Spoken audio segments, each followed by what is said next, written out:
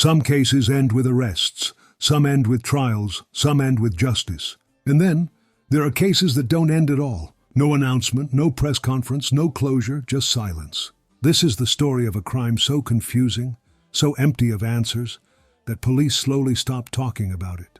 Not because they solved it, but because they couldn't. This is the case police quietly gave up on. The community.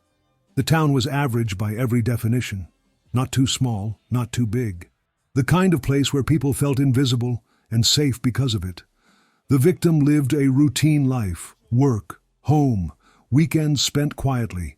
No criminal past, no risky lifestyle, no public enemies. They were not famous, not wealthy, not powerful. Which made one question impossible to answer. Why them? The last normal day, the last confirmed day was painfully ordinary. They went to work, spoke to co-workers, ran errands, nothing unusual. Phone records showed normal activity. Messages were routine. Plans were unremarkable. That night they went home, and that was the last time anyone could prove where they were. When concern turned into fear, when days passed without contact, concern grew.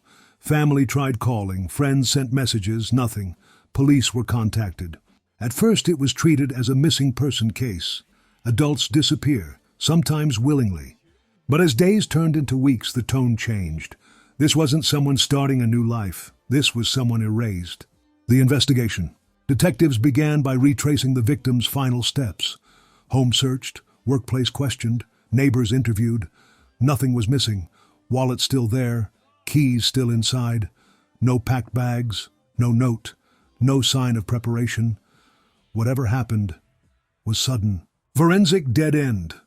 The problem was simple. There was no crime scene, no blood, no struggle, no evidence of violence. Without physical proof, investigators had nothing to test. Technology couldn't help. There was nothing to analyze. People of interest. Police looked closely at the victim's circle. Friends were cooperative, co-workers shocked, family devastated, no one acted suspicious, no inconsistent stories, no hidden conflicts. Every lead ended the same way. Nowhere. Theories that failed. Investigators explored every possibility. Voluntary disappearance, no financial preparation, abduction, no witnesses, accident, no remains, crime of opportunity, no evidence. Each theory collapsed under scrutiny. The case became a question with no answers. Internal doubts. Behind closed doors, detectives admitted something troubling. They had no direction.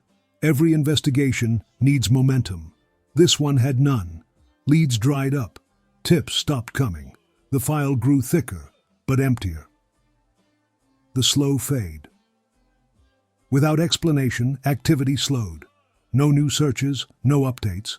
The case wasn't officially closed, but it wasn't actively pursued either.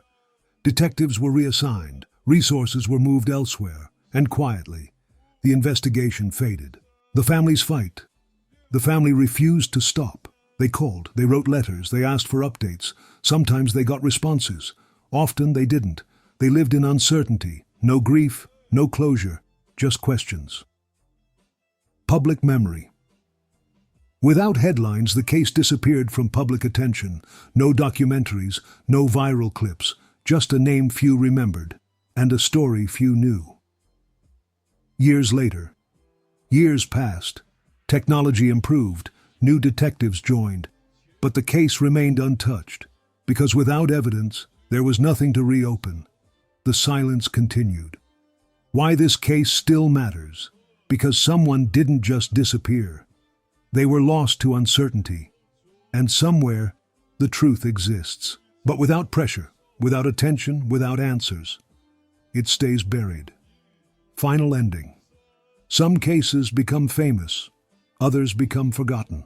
And the most terrifying truth of all is that sometimes justice doesn't lose. It simply stops trying. And until someone speaks, this case remains unsolved.